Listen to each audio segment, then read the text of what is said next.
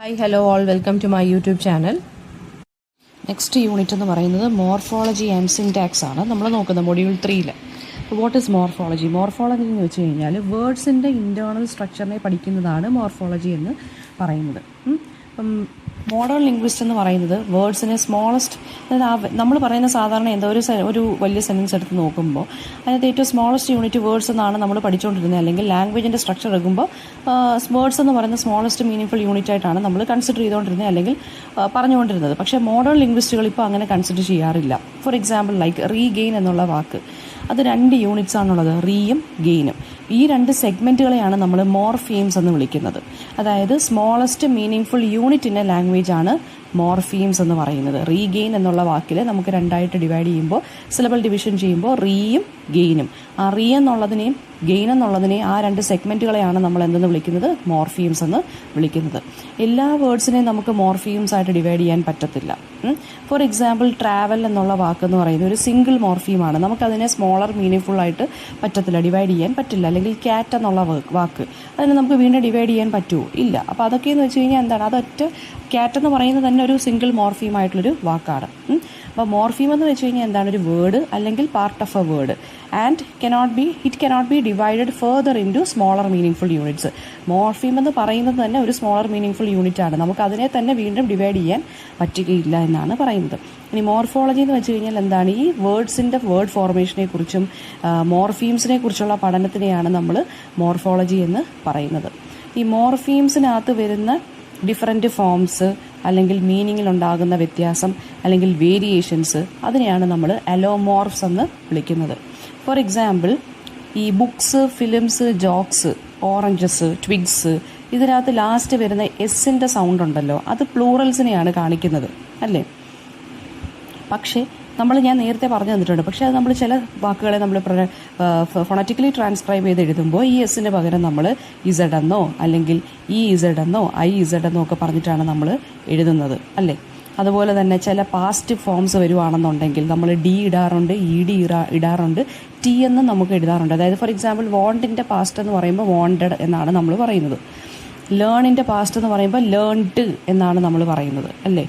Next അതുപോലെ തന്നെ ഗോയുടെ past went എന്നാണ് നമ്മൾ പറയുന്നത്. അപ്പോൾ എല്ലാ പാസ്റ്റ് ടെൻസും ഇ ഡിയിൽ അല്ലെങ്കിൽ ഡിയിലല്ല എൻഡ് ചെയ്യുന്നത്, ടിയിലും ഇ ടിയിലും ഒക്കെ എൻഡ് ചെയ്യുന്നതും ഉണ്ട് എന്നാണ് പറയുന്നത്. ഓക്കെ, അപ്പം അങ്ങനെ വരുന്ന വേരിയേഷൻസിനെയാണ് നമ്മൾ എന്തെന്ന് പറയുന്നത്? അലോമോർഫ്സ് എന്ന് പറയുന്നത്.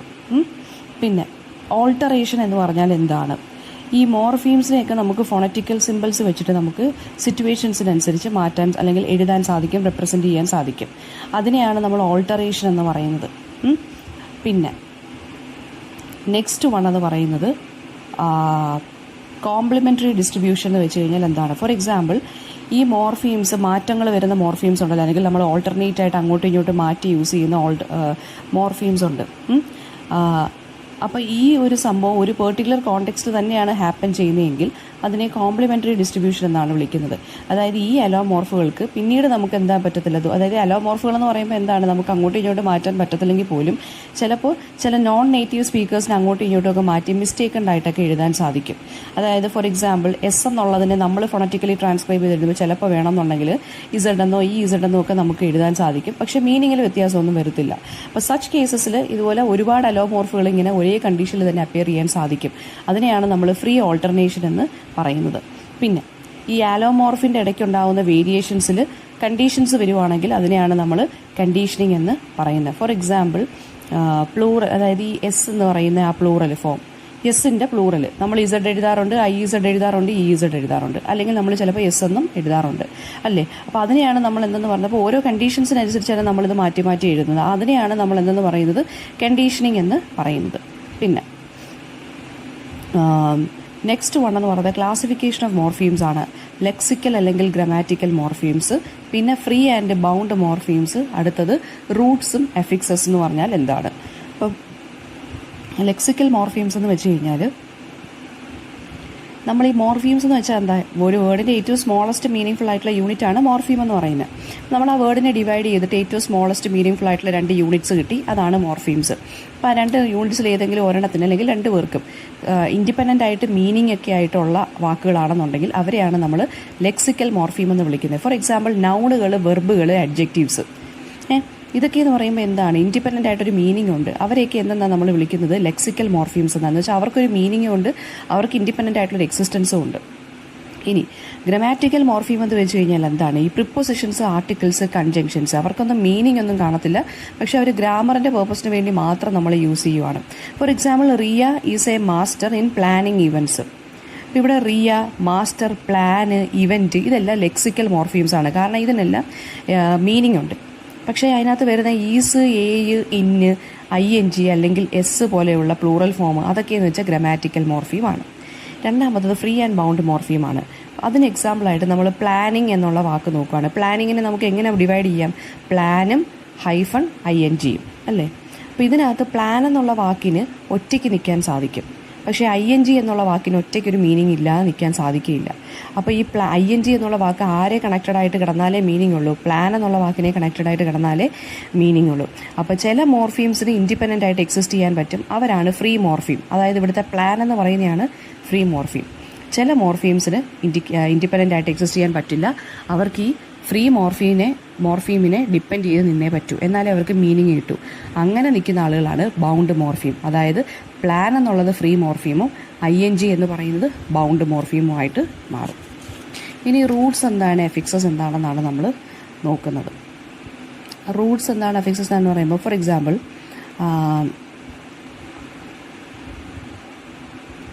ഈ റിങ്, ഫോർ എക്സാമ്പിൾ എന്താണ്, ലവ് എന്നുള്ള വാക്ക് അതൊരു ഫ്രീ മോർഫീമാണ്.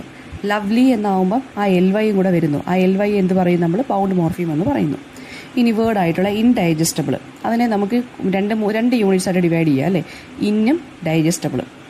പിന്നെ ഡൈജസ്റ്റബിൾ എന്നുള്ള വാക്കിനെ നമുക്ക് ഡൈജസ്റ്റ് എന്നും IBLE എന്നും നമുക്ക് ഡിവൈഡ് ചെയ്യാൻ സാധിക്കും. ഡൈജസ്റ്റ് എന്ന് പറയുന്ന ഒരു ഫ്രീ മോർഫീമാണ്.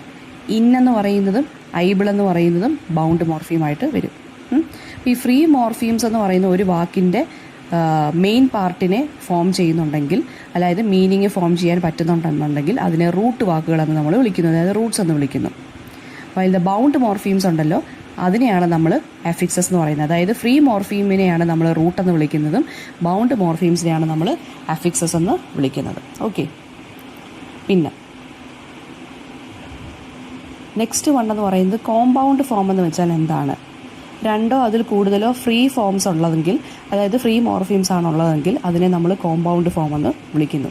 ഇനി അടുത്ത വാക്കെന്ന് പറയുന്നത് സ്റ്റെം എന്ന് വെച്ചാൽ എന്താണ്, ഈ റൂട്ട്സ് അല്ലെങ്കിൽ ഈ ഫോംസ് ഉണ്ടല്ലോ അവരുടെ കൂടെ കിടക്കുന്ന എഫിക്സസിനെയാണ് നമ്മൾ സ്റ്റെം എന്ന് വിളിക്കുന്നത്. ഫോർ എക്സാമ്പിൾ, അൺഈക്വൽ എന്നുള്ള വാക്ക്, ഈക്വൽ എന്ന് പറയുന്നതാണ് അവിടുത്തെ സ്റ്റെം. ആ സ്റ്റെമ്മിൻ്റെ കൂടെ കിടക്കുന്ന വാക്കാണ് അണ്ണിനെയാണ് നമ്മൾ എന്തെന്ന് പറയുന്നത്, എഫിക്സ് എന്ന് വിളിക്കുന്നത്. ഓക്കെ. പിന്നെ നെക്സ്റ്റ് വേർഡ് എന്ന് പറയുന്നത് ടൈപ്സ് ഓഫ് എഫിക്സസ് ആണ്. പ്രിഫിക്സും ഉണ്ട്, സഫിക്സും ഉണ്ട്. അതായത് ഒരു വാക്കിൻ്റെ മുമ്പിൽ വരുന്ന, അതായത് ഒരു വാക്കിൻ്റെ സ്റ്റെം പോർഷനിൽ, അതായത് ഏറ്റവും മെയിൻ പോർഷൻ്റെ മുമ്പിൽ വരുന്ന ആളുകളെയാണ് നമ്മൾ പ്രിഫിക്സ് എന്ന് വിളിക്കുന്നത്. ആ വാക്കിൻ്റെ തന്നെ മെയിൻ പോർഷൻ കഴിഞ്ഞിട്ട് വരുന്ന വാക്കുകളെയാണ് അല്ലെങ്കിൽ എഫിക്സിനെയാണ് നമ്മൾ സഫിക്സസ് എന്ന് വിളിക്കുന്നത്.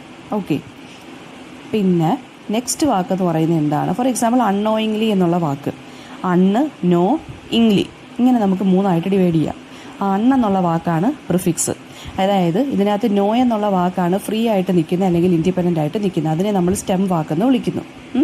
ആ സ്റ്റെമ്മിൻ്റെ തൊട്ട് മുമ്പിൽ കിടക്കുന്ന വാക്കാണ് അണ്ണെന്നുള്ളത്, അതാണ് അവിടുത്തെ പ്രിഫിക്സ് എന്ന് പറയുന്നത്. അവസാനം നോ കഴിഞ്ഞിട്ട് കിടക്കുന്ന വാക്കാണ് INGLY, അതായത് ഇംഗ്ലി എന്നുള്ളത് വാക്ക്. അപ്പോൾ അതെന്ന് പറയുന്നത് എന്താണ്, സഫിക്സ് എന്ന് പറയുന്നു. ഓക്കെ. ഇനി ഡെറിവേഷണൽ അല്ലെങ്കിൽ ലെക്സിക്കൽ എഫിക്സസും ഉണ്ട്, ഇൻഫ്ലെക്ഷണൽ അല്ലെങ്കിൽ ഗ്രമാറ്റിക്കൽ എഫിക്സസും ഉണ്ട്. ഡെറിവേഷണൽ എഫിക്സസ് എന്ന് വെച്ച് കഴിഞ്ഞാൽ എന്താണ്, പുതിയ വാക്കുകളെ നമ്മൾ എന്താണ്, when we derive new words from Roots and change words from one type two another, അതായത് പുതിയ വാക്കുകളായിട്ട് നമ്മൾ ക്രിയേറ്റ് ചെയ്യുകയാണ് ഡെറിവേഷണൽ എഫിക്സസ് എന്ന് പറയുന്നത്. പിന്നെ അതിനെയാണ് നമ്മൾ എന്നു പറയുന്നത് ലെക്സിക്കൽ എഫിക്സസ് എന്ന് വിളിക്കുന്നത്. ഇൻഫ്ലെക്ഷണൽ എഫിക്സസ് എന്ന് പറയുമ്പോൾ നമ്മൾ ഈ ഗ്രമാറ്റിക്കൽ ഫംഗ്ഷന് വേണ്ടി മാത്രം യൂസ് ചെയ്യുന്നതാണ് ഇൻഫ്ലെക്ഷണൽ എഫിക്സസ്. ഫോർ എക്സാമ്പിൾ, ചേഞ്ച് എന്നുള്ള വാക്ക്, അതിൻ്റെ പാസ്റ്റ് എന്ത് വരും, ചേഞ്ച്ഡ് എന്ന് വരും. അപ്പോൾ നമ്മളവിടെ എന്ത് ആഡ് ചെയ്തു, പുതിയതായിട്ട് ഡി ആഡ് ചെയ്ത് കൊടുത്തു. ഇനി അതിനെ നമ്മൾ കണ്ടിന്യൂസ് ആക്കി പറയുമ്പോൾ ചേഞ്ചിങ്, അപ്പോൾ അവിടെ നമ്മൾ ING ആഡ് ചെയ്ത് കൊടുത്തു. അതൊക്കെ എന്താണ്, ഗ്രാമാറ്റിക്കൽ ആയിട്ടുള്ള ഫംഗ്ഷന് വേണ്ടി നമ്മൾ മാറ്റങ്ങൾ വരുത്തിയതാണ്. സോ അതിനെ നമ്മൾ എന്തെന്ന് പറയും, ഇൻഫ്ലെക്ഷണൽ അഫിക്സസ് എന്ന് പറയും, അതായത് ഗ്രാമാറ്റിക്കൽ അഫിക്സസ് എന്ന് പറയും. നമ്മൾ ഡെറിവേഷൻ അല്ലെങ്കിൽ ലെക്സിക്കൽ അഫിക്സസ് എന്ന് പറയുമ്പോൾ എന്താണ്, പുതിയ വാക്കുകളെ നമ്മൾ മോഡിഫൈ ചെയ്ത് പുതിയ വാക്കുകൾ നമ്മൾ ക്രിയേറ്റ് ചെയ്യുന്നു. അതാണ് എന്തെന്ന് പറയുന്നത് ഡെറിവേഷണൽ അല്ലെങ്കിൽ ലെക്സിക്കൽ അഫിക്സസ് എന്ന് പറയുന്നത്. ഓക്കെ, പിന്നെ നെക്സ്റ്റ് വൺ എന്ന് പറയുന്നത് ഈ ഇൻഫ്ലെക്ഷണൽ അഫിക്സസ് എവിടെയൊക്കെ ഹാപ്പൻ ചെയ്യാം. ഞാൻ പറഞ്ഞു ഗ്രാമാറ്റിക്കൽ ഫംഗ്ഷന് വേണ്ടിയാണ് നമ്മൾ യൂസ് ചെയ്യുന്നത്. അതുപോലെ തന്നെ പ്ലൂറൽസ് ആഡ് ചെയ്യുമ്പോഴും നമ്മൾ യൂസ് ചെയ്യാറുണ്ട്. പൊസസീവ്സ് ആഡ് ചെയ്യുമ്പോഴും, അതായത് അപ്പോസ്ട്രഫി ഇട്ട് എഴുതുമ്പോഴും നമ്മൾ യൂസ് ചെയ്യാറുണ്ട്. പ്രസൻറ്റ് ടെൻസിൻ്റെ കൂടെയും പ്രസൻറ്റ് പാർട്ടിസിപ്പിളിൻ്റെ കൂടെയും പാസ്റ്റ് ടെൻസിൻ്റെ കൂടെയും പാസ്റ്റ് പാർട്ടിസിപ്പിളിൻ്റെ കൂടെയൊക്കെ നമ്മൾ ഈ ഇൻഫ്ലെക്ഷണൽ അഫിക്സസ്, അതായത് ഗ്രാമാറ്റിക്കൽ അഫിക്സസ് ഹാപ്പൻ ചെയ്യുന്നുണ്ട് കേട്ടോ. പിന്നെ അതുപോലെ തന്നെ നമ്മൾ കമ്പാരറ്റീവ് ഡിഗ്രിയിലും സൂപ്പർലേറ്റീവ് ഡിഗ്രിയിലും ഒക്കെ എഴുതുമ്പോൾ, അതായത് നമ്മൾ EST അല്ലെങ്കിൽ ER അങ്ങനെയുള്ള വാക്കുകളൊക്കെ ആഡ് ചെയ്ത് കൊടുക്കുമ്പോഴും ഒക്കെ നമ്മൾ ഗ്രാമാറ്റിക്കൽ ആയിട്ടുള്ള അഫിക്സ് അല്ലെങ്കിൽ ഇൻഫ്ലെക്ഷണൽ അഫിക്സ് ആണ് അവിടെ ഹാപ്പൻ ചെയ്യുന്നത്. നെക്സ്റ്റ് വൺ എന്ന് പറയുന്നത് ക്ലാസ് ചേഞ്ചിങ് എന്താണ്, ക്ലാസ് മെയിൻറ്റെയിനിങ് എന്താണ്. ക്ലാസ് മെയിൻറ്റെയിനിങ് എന്ന് അപ്പോൾ രണ്ട് ഡെറിവേഷണൽ അഫിക്സസിനെ നമുക്ക് രണ്ടായിട്ട് ഡിവൈഡ് ചെയ്യാം. ഒന്നുകൂടെ നോക്കിക്കുക, മോർഫീമിനെ നമ്മൾ ഫ്രീ ആയിട്ടും ബൗണ്ട് മോർഫീമായിട്ട് ഡിവൈഡ് ചെയ്തു. ഈ ബൗണ്ട് മോർഫീമിനെയാണ് നമ്മൾ പ്രിഫിക്സ് എന്നും സഫിക്സ് എന്നും ഡിവൈഡ് ചെയ്തത്. പ്രിഫിക്സിനെ നമ്മൾ ഡെറിവേഷണലായിട്ട് ഡിവൈഡ് ചെയ്തു. സഫിക്സസിനെ നമ്മൾ ഇൻഫ്ലെക്ഷണൽ അല്ലെങ്കിൽ ഡെറിവേഷണൽ സഫിക്സസ് എന്ന് പറഞ്ഞും ഡിവൈഡ് ചെയ്യാം. ഇനി ഡെറിവേഷണലിനകത്ത് അഫിക്സസിനകത്ത് വരുന്നതാണ് ക്ലാസ് ചേഞ്ചിങ് എന്താണ്, ക്ലാസ് മെയിൻറ്റെയിനിങ് എന്താണ്. ക്ലാസ് മെയിൻറ്റെയിനിങ് അഫിക്സസ് എന്ന് വെച്ച് കഴിഞ്ഞാൽ എന്താണ്, ആ ഒരു വേർഡിൻ്റെ ക്ലാസ്സിന് ചേഞ്ചസ് ഒന്നും കൊണ്ടുവരത്തില്ല. ഫോർ എക്സാമ്പിൾ ഷിപ്പ് എന്നുള്ള സഫിക്സ്, അതിപ്പോൾ അതിൻ്റെ കൂടെ നമ്മൾ കിൻഷിപ്പ് എന്നാക്കിയാലും എന്താണ്, അതിൻ്റെ മീനിങ് ഒരു വ്യത്യാസവും വരത്തില്ല. കിന്നെന്നാണെങ്കിലും കിൻഷിപ്പ് എന്നാണെങ്കിലും നൗൺസ് തന്നെയാണ്. അതായത് ആ വാക്കിൻ്റെ ഗ്രാമാറ്റിക്കൽ ക്ലാസ്സിനൊരു വ്യത്യാസവും വരുന്നില്ല. ഓക്കെ, പിന്നെ ദ നൗൺ ചൈൽഡ് എന്നുള്ളത് ചൈൽഡിഷ് എന്ന് നമുക്ക് പറയാം. അതിന് വേറൊരു വ്യത്യാസം, അതായത് അതിനകത്ത് അതാണ് നമ്മൾ ക്ലാസ് ചേഞ്ചിങ് അഫിക്സ് എന്ന് പറഞ്ഞത്. ക്ലാസ് ചേഞ്ചിങ് അഫിക്സ് എന്ന് വെച്ച് കഴിഞ്ഞാൽ നമ്മൾ ഒരു ക്ലാസ്സിൽ നിന്ന് മറ്റൊരു ക്ലാസ്സിലോട്ട് നമ്മളെ ആ വാക്കിനെ മാറ്റുകയാണ്. ക്ലാസ് എന്ന് വെച്ചാൽ നമ്മൾ ഉദ്ദേശിക്കുന്നത്, ഫോർ എക്സാമ്പിൾ ചൈൽഡ് എന്നുള്ള വാക്ക് അത് കുട്ടി എന്നാണ്, അത് നൗണാണ്. അതിനെ നമ്മൾ ചൈൽഡിഷ് എന്നാക്കുമ്പോൾ അത് അഡ്ജക്റ്റീവായിട്ട് മാറുവാണ്, എന്ന് വെച്ചാൽ കുട്ടിത്തം എന്നായി മാറുവാണ്. ടീച്ചർ എന്നുള്ള വാക്ക് വെർബാണ് അല്ലേ, പഠിപ്പിക്കുക.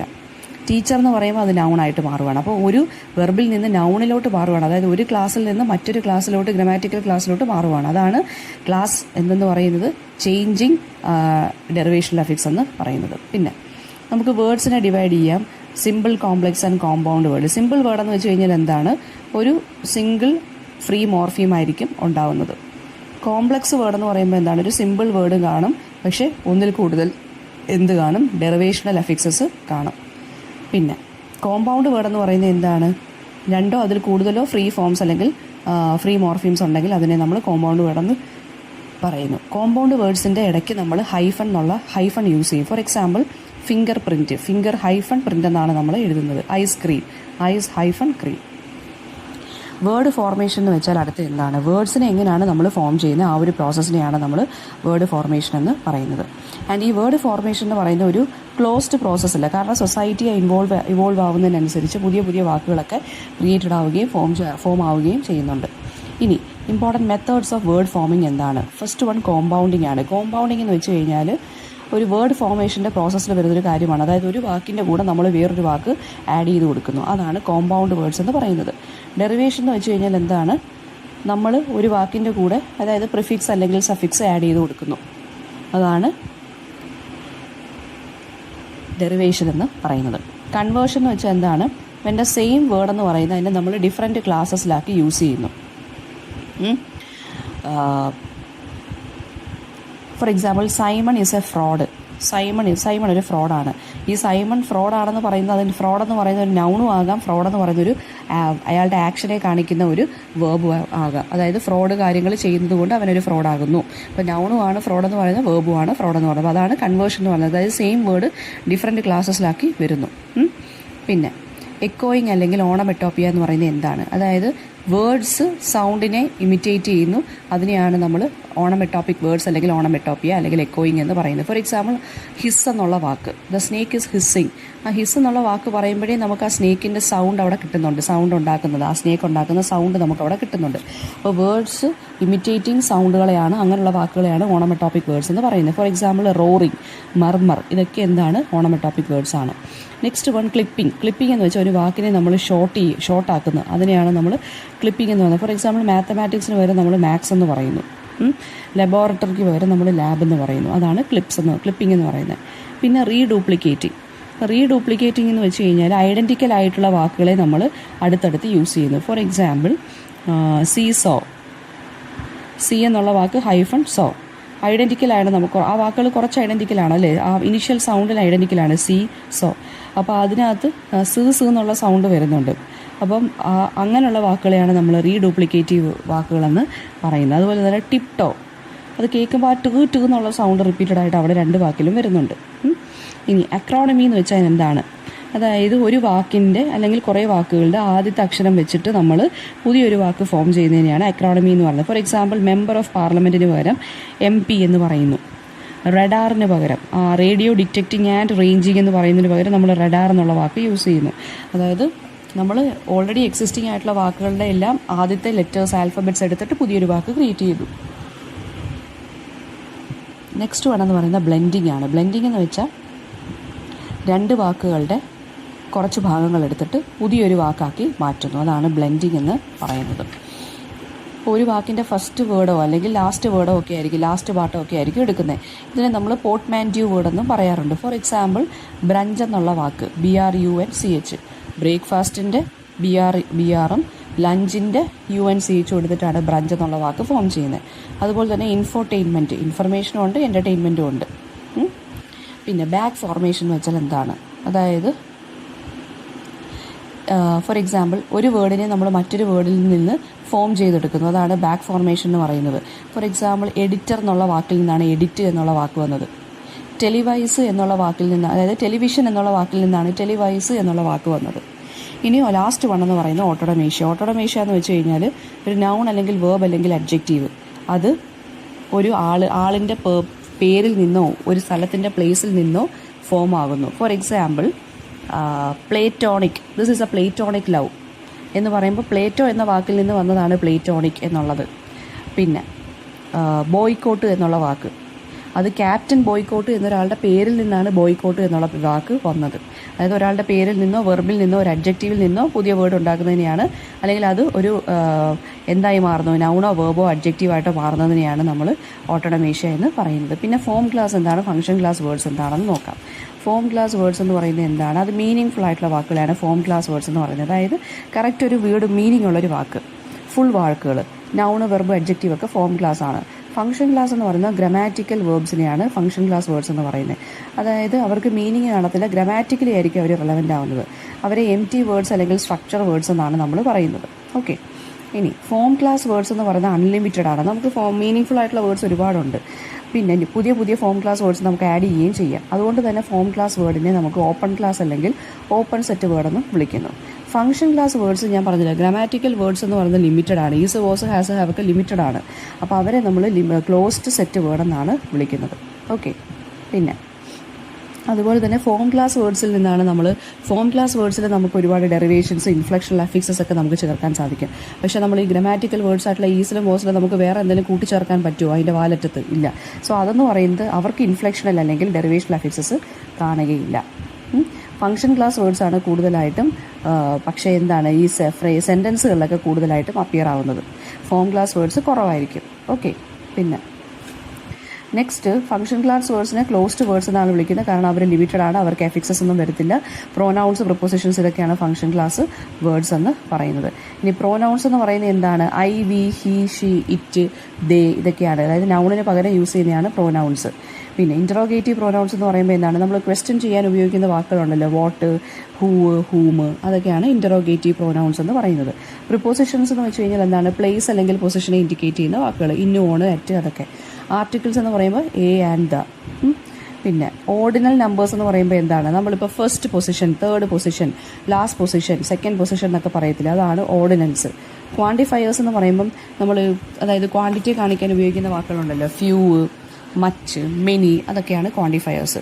ഡെമോൺസ്ട്രേറ്റീവ്സ് എന്ന് പറയുമ്പോൾ ദിസ്, ദോസ്, ദാറ്റ്, ദീസ് ഇതൊക്കെയാണ് ഡെമോൺസ്ട്രേറ്റീവ്സ്.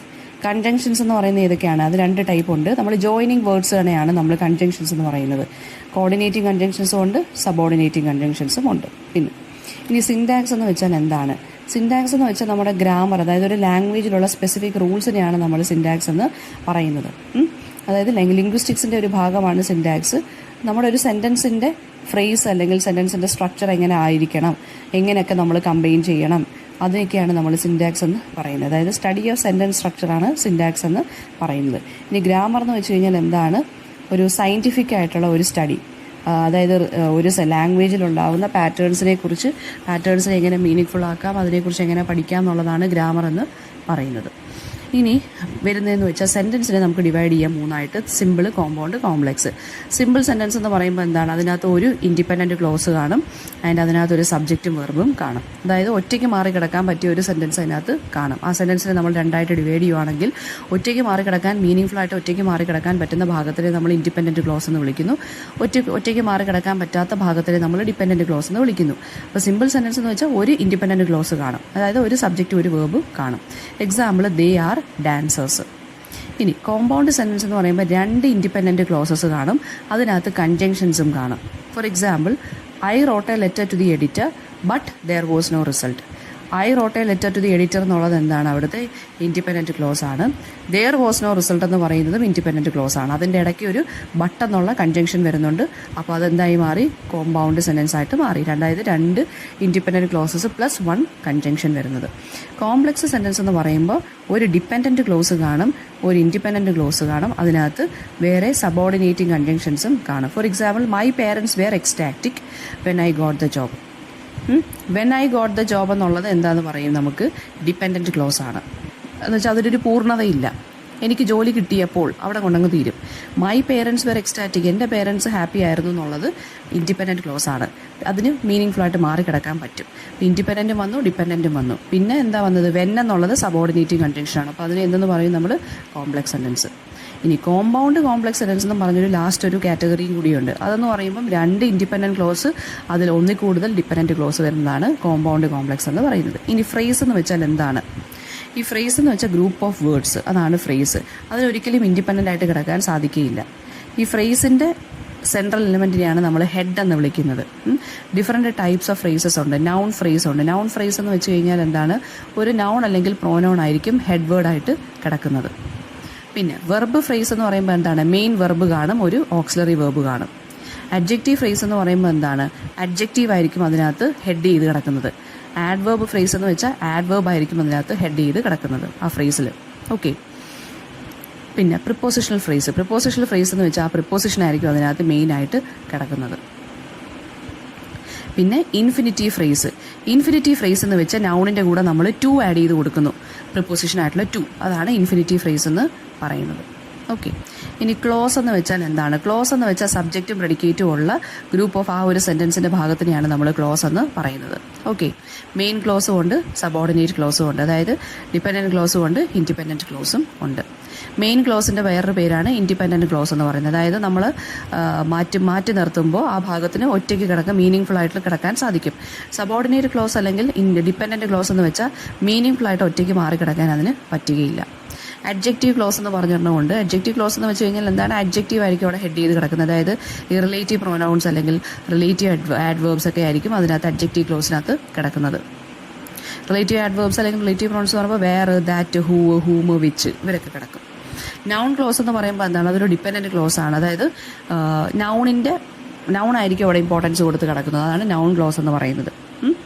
ആഡ്വേർബിൽ ക്ലോസ് എന്ന് വെച്ചാൽ എന്താണ്? ആഡ്വേർബിൽ ക്ലോസ് ആയിരിക്കും അവിടെ, ആഡ്വേർബ് ആയിരിക്കും അവിടെ ഡിപെൻഡൻറ്റ് ക്ലോസ് ആയിട്ട് കിടക്കുന്നത്. ഓക്കെ. പിന്നെ വരുന്ന ടോപ്പിക് എന്ന് പറയുന്നത് ട്രഡീഷണൽ ഗ്രാമർ എന്താണ്, അതിൻ്റെ ഡ്രോബാക്സ് എന്താണെന്നുള്ളത്. ട്രഡീഷണൽ ഗ്രാമർ എന്ന് പറയുമ്പോൾ ഈ 20th സെഞ്ച്വറിക്ക് മുന്നേ ഉള്ള ടൈപ്പ് ഓഫ് ഗ്രമാറ്റിക്കൽ അപ്രോച്ചസ് ഉണ്ടല്ലോ, അതിനെയാണ് നമ്മൾ ട്രഡീഷണൽ ഗ്രാമർ എന്ന് പറയുന്നത്. യൂറോപ്പിലും അമേരിക്കയിലും ആയിരുന്നു ട്രഡീഷണൽ ഗ്രാമറിൻ്റെ അല്ലെങ്കിൽ ഗ്രാമാറ്റിക്കൽ സ്റ്റഡീസ് കണ്ടക്ട് ചെയ്തിരുന്നത്. 8 പാർട്ട് ഓഫ് സ്പീച്ചൊക്കെ ട്രഡീഷണൽ ഗ്രാമറിയൻസ് ആണ് കൊണ്ടുവന്നത്. ഇനി ഈ ട്രഡീഷണൽ ഗ്രാമറിൻ്റെ ഡ്രോബാക്സ് എന്തൊക്കെയാണെന്ന് നോക്കാം. ഷോർട്ട് കമ്മിങ്സ് എന്താണ്? അതായത് ട്രഡീഷണൽ ഗ്രാമർ എന്ന് പറയുമ്പോൾ പഴയ ഗ്രാമറാണ്, അപ്പോൾ അതിനകത്ത് ഒരുപാട് റൂൾസ് റെഗുലേഷൻസ് കാണും. സോ ട്രഡീഷണൽ ഗ്രാമർ എന്ന് പറയുന്നത് പ്രിസ്ക്രിപ്റ്റീവാണ്, അതായത് ഒരുപാട് റൂൾസ് ഉണ്ട്. അവർ ഫോക്കസ് റിട്ടൺ ലാംഗ്വേജിലാണ്, അവർ സ്പോക്കൺ ഫോമിന് ഇമ്പോർട്ടൻസ് കൊടുത്തില്ല. അതായിരുന്നു ഒരു ഹ്യൂജ് ആയിട്ടുള്ളൊരു ഡ്രോബാക്ക്. പിന്നെ അതുപോലെ തന്നെ അവർക്ക് ലാറ്റിൻ ലാംഗ്വേജ് ആയിരുന്നു അവർ ഇമ്പോർട്ടൻസ് കൊടുത്തത്. അതായത് ഇംഗ്ലീഷ് ഗ്രാമറിനെ അവർ അനലൈസ് ചെയ്താലും ലാറ്റിൻ ഗ്രാമറിൻ്റെ റൂൾസ് വെച്ചിട്ടാണ് അവർ അനലൈസ് ചെയ്യുന്നത്. സോ അതിനെയാണ്, ആ ഒരു ഫോൾട്ടിനെയാണ് നമ്മൾ ലാറ്റിനേറ്റ് ഫാലസി എന്ന് പറയുന്നത്. അനദർ വീക്ക്നെസ് എന്ന് പറയുമ്പോൾ എന്താണ്? ഈ സെപ്പറേറ്റ്, അതായത് ഓരോ ലാംഗ്വേജിനെയും ഇൻഡിവിജ്വലായിട്ട് അവർ കൺസിഡർ ചെയ്യത്തില്ല, എല്ലാത്തിനും കൂടി ഒറ്റ ഒരു യൂണിവേഴ്സൽ ഗ്രാമർ റൂള് കൊണ്ടുവരാൻ നോക്കി. അതാണ് ലോജിക്കൽ ഫാലസി എന്ന് പറയുന്നത്. അതായത് ഒരു ലാംഗ്വേജിലെ ഗ്രാമർ നമുക്ക് മറ്റൊരു ലാംഗ്വേജിലോട് അപ്ലൈ ചെയ്യാൻ ഭയങ്കര ബുദ്ധിമുട്ടാണ്. പിന്നെ അതുപോലെ തന്നെ അവർ റീജിയണൽ അല്ലെങ്കിൽ ഡയലക്റ്റിക്കലായിട്ടുള്ള വേരിയേഷൻസ് കാണുമല്ലോ ഒരേ ലാംഗ്വേജിലുള്ള, അതെല്ലാം ഇഗ്നോർ ചെയ്ത് കളഞ്ഞു. അതും ഇവരുടെ ഒരു പോരായ്മയാണ്. ട്രഡീഷണൽ ഗ്രാമറിന് അതുപോലെ തന്നെ ഈ റൂൾസും റെഗുലേഷൻസും ഉണ്ടെന്ന് പറഞ്ഞില്ല, അതിനകത്തൊരു ക്ലാരിറ്റി അല്ലെങ്കിൽ ഒരു പ്രിസിഷൻ ഇല്ലായിരുന്നു. അടുത്ത ഫാലസി എന്ന് പറയുന്നത് സിമാൻറ്റിക് ഫാലസിയാണ്. സിമാൻറ്റിക് ഫാലസി എന്ന് വെച്ച് കഴിഞ്ഞാൽ നമ്മൾ മീനിങ്ങിനനുസരിച്ച് വാക്കുകളെയൊക്കെ ഓരോന്നിനെ അല്ലെങ്കിൽ ഗ്രാമറിനെയൊക്കെ സെറ്റ് ചെയ്യാൻ തുടങ്ങി. അപ്പോൾ അത് വേറൊരു ഫാലസിയാണ്. പിന്നെ last one normative fallacy. Normative fallacy എന്ന് വെച്ച് കഴിഞ്ഞാൽ എന്തൊക്കെ ചെയ്യണം, എന്തൊക്കെ ചെയ്യരുത് എന്ന് പറഞ്ഞൊരു റൂൾസും റെഗുലേഷൻസ് കുറേ നോംസ് ഉണ്ടാക്കി, അതിനനുസരിച്ച് വേണം നമ്മൾ ലാംഗ്വേജ് കൺസ്ട്രക്ട് ചെയ്യാനെന്നൊക്കെ പറഞ്ഞ് പ്രശ്നം ഉണ്ടാക്കി. അതാണ് നോർമേറ്റീവ് ഫാലസി എന്ന് പറയുന്നത്. ഇനി ഗ്രാമാറ്റിക്കലിറ്റി എന്താണ്, അക്സെപ്റ്റബിലിറ്റി എന്താണ്? ഒരു സംഭവത്തിനെ നമ്മൾ ഗ്രാമാറ്റിക്കലാണെന്ന് പറയുന്നത്, അപ്പോൾ അതായത് ഫോർ എക്സാമ്പിൾ നേറ്റീവ് സ്പീക്കേഴ്സിന് നല്ലപോലെ കുറേ കാര്യങ്ങൾ, അതായത് ഒരു ലാംഗ്വേജ് നല്ലപോലെ സംസാരിക്കാൻ പറ്റുന്നുണ്ട്. അപ്പോൾ അവരുടെ ആ ഒരു അട്ടറൻസ് എന്ന് പറയുന്നത് നമ്മൾ ഗ്രാമാറ്റിക്കൽ എന്ന് പറയും, അല്ലേ? അപ്പോൾ ഈ ഗ്രാമാറ്റിക്കൽ സെൻറ്റൻസ് എന്ന് പറയുന്നത് എപ്പോഴും അക്സെപ്റ്റബിൾ ആകണം എന്നില്ല. For example colourless green ideas sleep ഫ്യൂരിയസ്ലി. ഈ സെൻറ്റൻസ് എന്ന് പറയുന്നത് ഗ്രാമാറ്റിക്കൽ റൂൾ അനുസരിച്ച് കറക്റ്റാണ്, പക്ഷേ മീനിങ് കൺവേ ചെയ്യുന്നുണ്ടോ എന്ന് ചോദിച്ചാൽ ഇല്ല. അപ്പം അതാണ് ഗ്രാമാറ്റിക്കാലിറ്റി എന്ന് പറയുന്നത്. അത് ഗ്രാമർ കറക്റ്റ് ആയിരിക്കും, മീനിങ് ചിലപ്പോൾ കാണണമെന്നില്ല. അക്സെപ്റ്റബിലിറ്റി എന്ന് വെച്ച് കഴിഞ്ഞാൽ എന്താ, ഒരു അപ്രോപ്രിയേറ്റ്നെസ്, ഏത് കോണ്ടെക്സ്റ്റിലാണ് ആ സെൻറ്റൻസ് ഫോം ചെയ്തത്. ഇൻഫോർമൽ അല്ലെങ്കിൽ ഫോർമൽ കൺസ്ട്രക്ഷൻസ് ആണ് നമുക്കുള്ളത്. ഫോർമൽ കൺസ്ട്രക്ഷൻസ് നമ്മൾ ഒഫീഷ്യൽ കോണ്ടെക്സ്റ്റിലാണ് യൂസ് ചെയ്തത്. ഇൻഫോർമൽ എന്ന് പറഞ്ഞാൽ നമ്മൾ ഇൻഫോർമൽ ആയിട്ടുള്ള രീതിയിൽ ഫ്രണ്ട്സിൻ്റെ അടുത്ത് ഫാമിലിയിലെടുക്കും നമ്മൾ അങ്ങനെയാണ് പറയുന്നത്. അപ്പോൾ ഈ അക്സെപ്റ്റബിലിറ്റി എന്ന് വെച്ചാൽ നമ്മൾ അപ്രോപ്രിയേറ്റ് ആയിട്ടുള്ള ടൈമിൽ എങ്ങനെ യൂസ് ചെയ്യുന്നു അത്.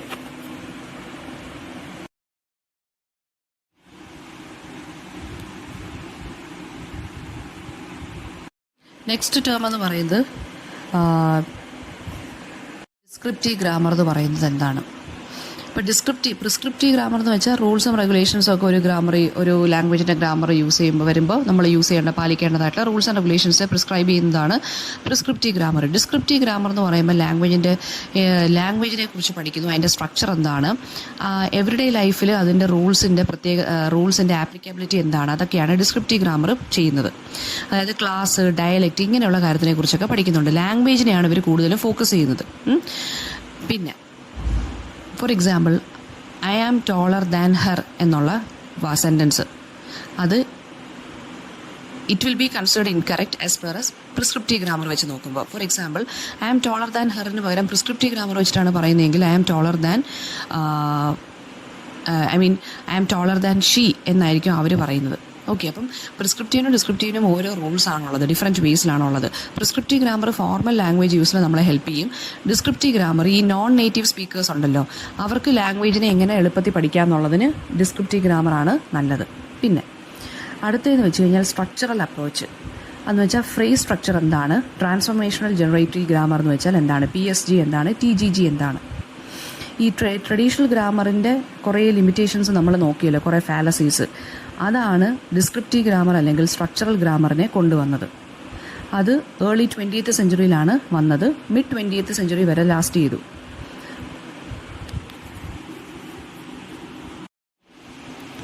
ഈ ട്രൈബൽ ലാംഗ്വേജസ്, നോർത്ത് അമേരിക്കയിലുള്ള കുറച്ച് ട്രൈബൽ ലാംഗ്വേജസിനെ കുറിച്ചുള്ള പഠനം വന്നപ്പോഴാണ് സ്ട്രക്ചറൽ ഗ്രാമർ ഇനിഷ്യേറ്റഡ് ആയിട്ട് മാറിയത്. അപ്പോൾ ഈ ലെനേർഡ് ബ്ലൂംഫീൽഡാണ് ശരിക്കും പറഞ്ഞാൽ ഈ ഒരു സ്ട്രക്ചറൽ ഗ്രാമർ അല്ലെങ്കിൽ ഡിസ്ക്രിപ്റ്റീവ് ഗ്രാമറിനെ കുറിച്ച് എക്സ്റ്റെൻസീവ് ആയിട്ടുള്ള സ്റ്റഡി നടത്തിയത്. ഈ ട്രഡീഷണൽ ഗ്രാമേറിയൻസ് ഫോക്കസ് ചെയ്തത് ഈ വേർഡ് മീനിങ്സ് അല്ലെങ്കിൽ എന്താ പറയുക റിട്ടൺ ലാംഗ്വേജിനൊക്കെയാണ് ഇമ്പോർട്ടൻസ് കൊടുത്തിരുന്നതെങ്കിൽ സ്ട്രക്ചറലിസ്റ്റ് അല്ലെങ്കിൽ ഈ സ്ട്രക്ചറൽ ഗ്രാമറിൻ്റെ ആളുകൾ കൂടുതൽ ഇമ്പോർട്ടൻസ് കൊടുത്തതെന്ന് വെച്ച് കഴിഞ്ഞാൽ ഫോമിനായിരുന്നു. അവർ മീനിങ്ങിനല്ല, അതായത് സിമാൻറ്റിക്സിന് അല്ലെങ്കിൽ ഇമ്പോർട്ടൻസ് ഓഫ് മീനിങ് അല്ല അവർ റിജക്റ്റ് ചെയ്തിരുന്നു. ആൻഡ് ഈ സ്ട്രക്ചറൽ ഗ്രാമേറിയൻസ് അല്ലെങ്കിൽ ഡിസ്ക്രിപ്റ്റീവ് ഗ്രാമേറിയൻസ് അവരാണ് തിയറീസും സ്റ്റേറ്റ്മെൻറ്റ്സും എല്ലാം ഇതിനു വേണ്ടി കുറേ ടെസ്റ്റുകളൊക്കെ നടത്തി പ്രൂവ് ചെയ്തിരുന്നു. അപ്പം അതുപോലെ തന്നെ ഈ ട്രഡീഷണൽ ഗ്രാമേറിയൻസിൻ്റെ കണക്കല്ല സ്ട്രക്ചറലിസ്റ്റ്. അവരെന്ന് പറയുന്നത് ഈ ഗ്രാമാറ്റിക്കൽ കൺസ്ട്രക്ഷൻസിന് വേണ്ടി റൂൾസ് ഒന്നും ഫോം ചെയ്തിരുന്നില്ല. അവർ ബിലീവ് ചെയ്തിരുന്നത് ഗ്രാമേറിയൻസ് എന്ന് പറയുന്നത് ഈ സൊസൈറ്റി ഒബ്സർവ് ചെയ്തിട്ട് ലാംഗ്വേജിനെ ഒബ്സർവ് ചെയ്തിട്ട് അതിന് പറ്റുന്ന രീതിയിൽ എക്സ്പ്ലനേഷൻസ് ക്രിയേറ്റ് ചെയ്യുക. അല്ലാതെ റൂൾസ് ഉണ്ടാക്കുന്നതല്ല ജോലി എന്നാണ് സ്ട്രക്ചറലിസ്റ്റ് ബിലീവ് ചെയ്തിരുന്നത്. ആൻഡ് അതുപോലെ തന്നെ സ്ട്രക്ചറലിസ്റ്റുകൾ അതായത് സ്പീച്ചിനാണ് ഇമ്പോർട്ടൻസ് കൊടുത്തത്. റൈറ്റിങ്ങിന് അവർ സെക്കൻഡറി സ്റ്റേറ്റസ് ആണ് കൊടുത്തിരുന്നത്. ആൻഡ് അവർ ബിലീവ് ചെയ്യുന്ന വേറൊരു കാര്യം എന്ന് വെച്ചാൽ ഒരു ലാംഗ്വേജും സുപ്പീരിയറും അല്ല ഇൻഫീരിയറും അല്ല, എല്ലാ ലാംഗ്വേജിനും ഇൻഗ്രെയിൻഡ് ആയിട്ടുള്ളൊരു ഗ്രാമാറ്റിക്കൽ സ്ട്രക്ചർ ഉണ്ടായിരിക്കണം.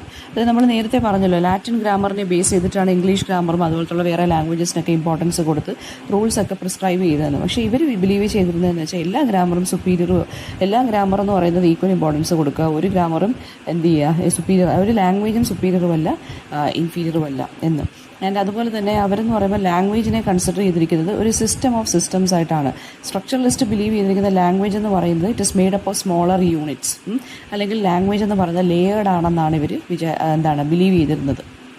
ആൻഡ് ഒരു ഗ്രാമറിയൻ്റെ ഡ്യൂട്ടി എന്ന് പറയുന്നത് ഈ സ്മോളർ അല്ലെങ്കിൽ ലാർജർ യൂണിറ്റ്സ് തമ്മിലുള്ള റിലേഷൻഷിപ്പിനെ മനസ്സിലാക്കിയെടുക്കുക എന്നുള്ളത് ആണ്. ആൻഡ് നെക്സ്റ്റ് വൺ എന്ന് പറയുന്നത് ഈ സ്ട്രക്ചറലിസ്റ്റ് സ്കൂൾ ഒരുപാട് എക്സ്പ്ലനേഷൻസ് കൊടുത്തിട്ടുണ്ട്. ഈ ട്രഡീഷണൽ ഗ്രാമേറിയൻസ് ഫെയിൽ ആയിട്ടുള്ള ഏരിയാസിലെല്ലാം ഇവർ കൂടുതൽ എക്സ്പ്ലനേഷൻസ് പ്രൊവൈഡ് ചെയ്തിട്ടുണ്ടായിരുന്നു. ഫോർ എക്സാമ്പിൾ സ്ട്രക്ചറലിസ്റ്റ് എക്സ്പ്ലെയിൻ ചെയ്തിട്ടുണ്ട് അതായത് ഇംഗ്ലീഷിൽ അതായത് എൻഡിങ് ഓഫ് സെൻറ്റൻസസ്, ഈ ഇംഗ്ലീഷിലുള്ള അതായത് ചില സെൻറ്റൻസുകൾ പ്രിപ്പോസിഷൻസിൽ എൻഡ് ചെയ്യുന്ന ചില സെൻറ്റൻസുകൾ ഉണ്ടായിരിക്കാം. അപ്പോൾ അതിനെ സ്ട്രക്ചറലിസ്റ്റ് ഗ്രാമേറിയൻസ് കുറച്ചും കൂടി നല്ല രീതിയിൽ എക്സ്പ്ലെയിൻ ചെയ്തിട്ടുണ്ട്. അത് ശരിക്കും പറഞ്ഞാൽ ഈ പ്രിപ്പോസിഷൻസിൽ എൻഡ് ചെയ്യുന്ന സെൻറ്റൻസുകളെല്ലാം ഇൻകറക്റ്റ് എന്നാണ് ട്രഡീഷണൽ ഗ്രാമേറിയൻസ് ബിലീവ് ചെയ്യുന്നത്. ആൻഡ് അതുപോലെ തന്നെ സ്ട്രക്ചറലിസ്റ്റുകൾ ഈ റൂൾസ് ആൻഡ് റെഗുലേഷൻസ് വേണ്ട എന്നുള്ള ആളുകളാണ്. അതായത് റൂൾസും റെഗുലേഷൻസും ഒരുപാട് വെച്ച് കഴിഞ്ഞാൽ ലാംഗ്വേജ് റെസ്ട്രിക്റ്റഡ് ആയിട്ട് പോകും എന്ന് പറഞ്ഞിരിക്കുന്ന ആളുകളാണ്. അതുപോലെ തന്നെ ലാംഗ്വേജ് ഫ്ലൂയിഡ് ആണ്, അതെപ്പോഴും അഡാപ്റ്റീവ് ആയിക്കൊണ്ടിരിക്കും എന്നുള്ളതാണ് ഈ സ്ട്രക്ചറലിസ്റ്റ് ബിലീവ് ചെയ്തിരുന്നത്. ഈ ട്രഡീഷണൽ ആളുകളെന്ന് പറയുന്നത് അല്ലെങ്കിൽ ഗ്രാമേറിയൻസ് എന്ന് പറയുന്നത് ഈ ഗ്രീക്ക് ആൻഡ് ലാറ്റിൻ ലാംഗ്വേജിനെയാണ് എപ്പോഴും പ്രിഫർ ചെയ്തുകൊണ്ടിരുന്നത്. അതാണ് മോഡലാക്കി വെച്ചുകൊണ്ടിരുന്നത്. പക്ഷേ സ്ട്രക്ചറലിസ്റ്റുകൾ അതിനെയെല്ലാം റിജക്റ്റ് ചെയ്തിരുന്നു. ആൻഡ് ഈ സ്ട്രക്ചറലിസ്റ്റുകൾ എന്ന് പറയുമ്പോൾ ഫെർഡിനാൻഡ് ഡി സെഷൂർ ഉണ്ട്, ഫ്രാൻസ് ബോവാസ് ഉണ്ട്, എഡ്വേർഡ് സപ്പീർ ഉണ്ട്, ലെനർഡ് ബ്ലൂംഫീൽഡ് ഉണ്ട്. അത് 1950s ആയപ്പോഴത്തേക്കും സ്ട്രക്ചറൽ ഗ്രാമറിൻ്റെ ആ ഒരു സ്റ്റഡീസ് എൻഡായി. അടുത്ത് നമ്മൾ നോക്കാൻ പോകുന്നത് ഇമ്മീഡിയറ്റ് കോൺസ്റ്റിറ്റ്യുവൻ്റ് അനാലിസിസ് അല്ലെങ്കിൽ ICA എന്ന് വെച്ചാൽ എന്താണ്. ഇപ്പം ഞാൻ പറഞ്ഞല്ലോ, സ്ട്രക്ചറൽ ലിംഗ്വിസ്റ്റുകൾ അല്ലെങ്കിൽ സ്ട്രക്ചറൽ ഗ്രാമേറിയൻസ് ലാംഗ്വേജിനെ ഒരു സിസ്റ്റമായിട്ട് അല്ലെങ്കിൽ ഒരു ലെയറായിട്ടാണ് കൺസിഡർ ചെയ്തിരിക്കുന്നത്. അതായത് ലാംഗ്വേജ് എന്ന് പറയുന്നത് ലെയേർഡ് ആണെന്നും അതിനകത്ത് സ്മോളർ യൂണിറ്റ്സ് ഉണ്ടെന്നുമാണ് ഇവർ പഠിച്ചു വെച്ചിരിക്കുന്നത്. അപ്പോൾ സോ അവരെന്ത് ചെയ്തു, ഒരു സെൻറ്റൻസിനെ അവർ ഡിവൈഡ് ചെയ്തിരുന്നു ഇമ്മീഡിയറ്റ് കോൺസ്റ്റിറ്റ്യുവൻസ് ആയിട്ട്. അതായത് ഒരു സെൻറ്റൻസ് കിട്ടുമ്പോൾ അതിൻ്റെ സ്ട്രക്ചർ എന്താണെന്ന് മനസ്സിലാക്കാൻ വേണ്ടി അതിനെ സ്മോളർ യൂണിറ്റ്സ് ആയിട്ട് ഡിവൈഡ് ചെയ്തിരുന്നു. അപ്പോൾ അതിനെയാണ് ഇമ്മീഡിയറ്റ് കോൺസ്റ്റിറ്റ്യുവൻ്റ് അനാലിസിസ് എന്ന് പറയുന്നത്, അതായത് ICA. അതായത് ഒരു സെൻറ്റൻസിനെ നമുക്ക് ഹൈറാർക്കിക്കലി നമുക്കൊരു സെൻറ്റൻസിനെ ICA ആയിട്ട്, അതായത് കുഞ്ഞു യൂണിറ്റ്സ് ആയിട്ട് നമുക്ക് ഒരു ട്രീ ലൈക്ക് സ്ട്രക്ചറായിട്ട് നമുക്ക് ഡിവൈഡ് ചെയ്യാൻ സാധിക്കും. ഓക്കെ, അപ്പോൾ ഈച്ച് സെൻറ്റൻസ് എന്ന് പറയുന്നത് രണ്ടായിട്ട് ഡിവൈഡ് ചെയ്ത് അതായത് until smallest meaning full unit കിട്ടുന്നത് വരെ, അതായത് ഒരു മോർഫീം കിട്ടുന്നവരെ നമുക്ക് ഒരു സെൻറ്റൻസിനെ ഡിവൈഡ് ചെയ്യാൻ പറ്റും എന്നാണ് ഇവർ പറഞ്ഞത്, ഈ ഒരു മെത്തേഡിനനുസരിച്ച് പറഞ്ഞിരിക്കുന്നത്. അപ്പം ഫോർ എക്സാമ്പിൾ ഈ ഓരോ അതായത് അവിടെ പേജ് നമ്പർ 92 ടെക്സ്റ്റിൽ കൊടുത്തിട്ടുണ്ട് ദ ഗേൾസ് പ്ലേഡ് ഈഗേർലി. അപ്പോൾ ആദ്യമേ നമ്മൾ ആ സെൻറ്റൻസിനെ ബൈനറി, അതായത് രണ്ടായിട്ട് ഡിവൈഡ് ചെയ്യണം. ദ ഗേൾസും പ്ലേഡ് ഈഗേർലിയും. അത് കഴിഞ്ഞിട്ട് ദ ഗേൾസ് എന്നുള്ളതിനെ നമുക്ക് ദ എന്നും ഗേൾസ് എന്നും ഡിവൈഡ് ചെയ്യാൻ സാധിക്കും. പ്ലേഡ് ഈഗേളിയെ പ്ലേഡ് എന്നും ഈഗേളി എന്നും നമുക്ക് അതിനെ ഫെർദർ ഡിവൈഡ് ചെയ്യാൻ സാധിക്കും. ഇനി ഗേൾസ് എന്നുള്ളതിനെ നമുക്ക് ഫെർദർ ഡിവൈഡ് ചെയ്യുന്നത് എങ്ങനെയാണ്, ഗേൾ എന്നും പിന്നെ ഹൈഫൺ ഇട്ടിട്ട് എസ് എന്നുള്ളത്, ലാസ്റ്റ് എസ് എന്നുള്ളത് സെപ്പറേറ്റ് ആണ്. പ്ലേഡ് എന്നുള്ളതിനെ പ്ലേ എന്നും ED എന്നും നമ്മൾ ഡിവൈഡ് ചെയ്തു. ഈഗേളിയെ നമ്മൾ ഈഗർ എന്നും LY എന്നും ഡിവൈഡ് ചെയ്തു. അപ്പോൾ അവിടെ വരെയാണ് നമുക്ക് ആ ഈഗേളി അല്ലെങ്കിൽ പ്ലേഡ് അല്ലെങ്കിൽ ആ ഗേൾസിൻ്റെ സെക്ഷൻ വരെയാണ് നമുക്ക് ആ സെൻറ്റൻസിനെ ഡിവൈഡ് ചെയ്യാൻ സാധിക്കുന്നത്. അപ്പോൾ ഗേള് അല്ലെങ്കിൽ പ്ലേ, ED അല്ലെങ്കിൽ ഈഗർ, LY, ഇതാണ് സ്മോളസ്റ്റ് ഫെർദർ യൂണിറ്റ് കിട്ടുന്നത്.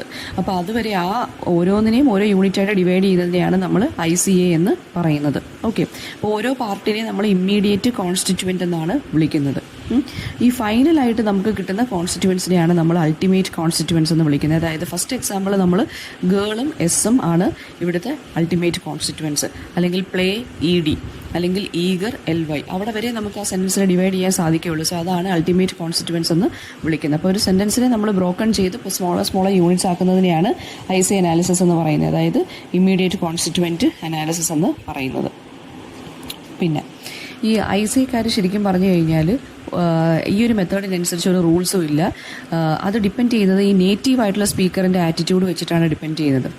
പിന്നെ എന്തിനാണ് ഈ IC അനാലിസിസ് എന്ന് വെച്ച് കഴിഞ്ഞാൽ കമ്പയർ ചെയ്യാനും അണ്ടർസ്റ്റാൻഡ് ചെയ്യാനും നമുക്ക് സാധിക്കും. ഓരോ കോൺസ്റ്റിറ്റ്യുവൻസിനെയും നമ്മൾ ഓരോന്നായിട്ട് ഡിവൈഡ് ചെയ്യുമ്പോൾ അതിനെ മുകളിലത്തെ ഇത് ഭാഗങ്ങളുമായിട്ട് കമ്പയർ ചെയ്യാൻ സാധിക്കും. പിന്നെ IC നമുക്ക് ട്രീ ഡയഗ്രാംസ് അല്ലെങ്കിൽ വെർട്ടിക്കൽ ലൈൻസ് വഴി അല്ലെങ്കിൽ നമുക്ക് ബ്രാക്കറ്റ്സും യൂസ് ചെയ്തിട്ട് നമുക്ക് ഡിവൈഡ് ചെയ്യാൻ സാധിക്കും. അതായത് മരത്തിൻ്റെ ശിഖരങ്ങൾ പോലെ നമുക്കൊരു സെൻറ്റൻസിനെ ഡിവൈഡ് ചെയ്യാൻ സാധിക്കും. ട്രീ ഡയഗ്രാംസ് വെച്ചിട്ട് അല്ലെങ്കിൽ വെർട്ടിക്കൽ ലൈൻസ് വെച്ചിട്ട് ഡിവൈഡ് ചെയ്യാൻ സാധിക്കും. അതുപോലെ തന്നെ ബ്രാക്കറ്റ് യൂസ് ചെയ്തിട്ട് നമുക്ക് ഡിവൈഡ് ചെയ്യാൻ സാധിക്കും. പിന്നെ ഒരു സെൻറ്റൻസിൻ്റെ ഹൈറാർക്കിക്കൽ ഓർഗനൈസേഷൻ എന്താണ്, എത്രമാത്രം നമുക്കൊരു സെൻറ്റൻസിനെ ഡിവൈഡ് ചെയ്യാൻ സാധിക്കും എന്നുള്ളത് IC അനാലിസിസ് വഴി നമുക്ക് കിട്ടുന്നതാണ്. ആൻഡ് അതുപോലെ തന്നെ സെൻറ്റൻസുകളിലുള്ള കോംപ്ലക്സിറ്റീസിനെ മനസ്സിലാക്കാനും നമുക്ക് സാധിക്കും. അപ്പോൾ IC അനാലിസിസിൻ്റെ ലിമിറ്റേഷൻസ് എന്ന് വെച്ച് കഴിഞ്ഞാൽ എന്താണെന്നാണ് നമ്മൾ അടുത്ത് നോക്കാൻ പോകുന്നത്. അതായത് ഈ ഓവർലാപ്പിംഗ് ആയിട്ട് ചിലപ്പോൾ കയറി വന്ന് കളയും. ICs നമ്മൾ ഡിവൈഡ് ചെയ്ത് വരുമ്പോഴേ ഓവർലാപ്പിംഗ് ആയിട്ട് ചിലപ്പോൾ വന്ന് കളയും. പിന്നെ ICക്കകത്ത് അതുപോലെ തന്നെ നോ എന്നുള്ളത്, അതായത് ഈ for example she has no interest in or taste for skiing. അപ്പോൾ ഇത് കൺവേ ചെയ്യുന്ന മീനിങ് എന്താണ്? The person is not interested in and does not have a taste for skiing. ഇതാണ് കൺവേ ചെയ്യുന്ന മീനിങ്. അപ്പോൾ ഈ IC അനാലിസിസ് ചെയ്യുമ്പോൾ no എന്നുള്ള ആ ഒരു വാക്കുണ്ടല്ലോ, അതിന് നമ്മൾ ഇൻട്രസ്റ്റിനും ടേസ്റ്റിനും ആണോ ഇല്ലാത്തത്, അതായത് ഇൻട്രസ്റ്റും ഇല്ലേ ടേസ്റ്റും ഇല്ലേ എന്നുള്ളതാണോ, അതോ ഇൻട്രസ്റ്റ് മാത്രമാണോ ഇല്ലാത്തത് എന്നുള്ള രീതിയിലൊരു കൺഫ്യൂഷൻ ക്രിയേറ്റ് ചെയ്യാം.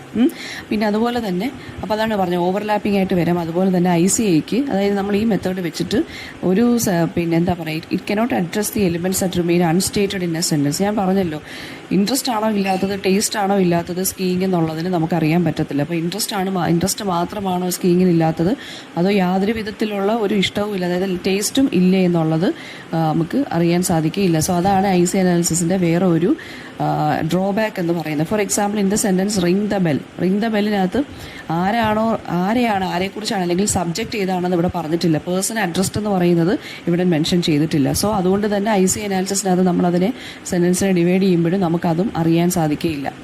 അപ്പോൾ കൺഫ്യൂസിംഗ് ആയിട്ട് വരാൻ സാധ്യതയുണ്ട്. സെൻറ്റൻസിനെ നമ്മൾ ബ്രേക്ക് ചെയ്യുമ്പോൾ അല്ലെങ്കിൽ അൺബാലൻസ്ഡ് ആയിട്ട് നമുക്ക് വരാൻ സാധ്യതയുണ്ട്. ആഫ്റ്റർ 1950s ഒക്കെ ആയപ്പോഴത്തേക്ക് ലാംഗ്വേജിനെ പെർസീവ് ചെയ്യുന്ന രീതി, അതായത് മനസ്സിലാക്കിയെടുക്കുന്ന രീതിയും തിയറീസും എല്ലാം ഡിഫറെൻ്റ് ആവാൻ തുടങ്ങി. അതായത് സ്ട്രക്ചറലിസത്തിൻ്റെ ഗ്രോത്ത് ആണ് ശരിക്കും പറഞ്ഞാൽ ലിംഗ്വിസ്റ്റിക്സിൻ്റെ ഫോർമേഷൻ, അതായത് ലിംഗ്വിസ്റ്റിക്സ് ഒരു ബ്രാഞ്ച് ഓഫ് സ്റ്റഡിയായി മാറാൻ സഹായിച്ചത്.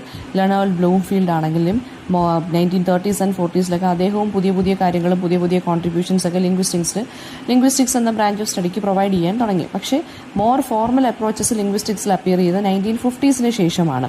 അതിനെയാണ് നമ്മൾ തീംസ് ഓഫ് ഗ്രാമർ എന്ന് പറയുന്നത്.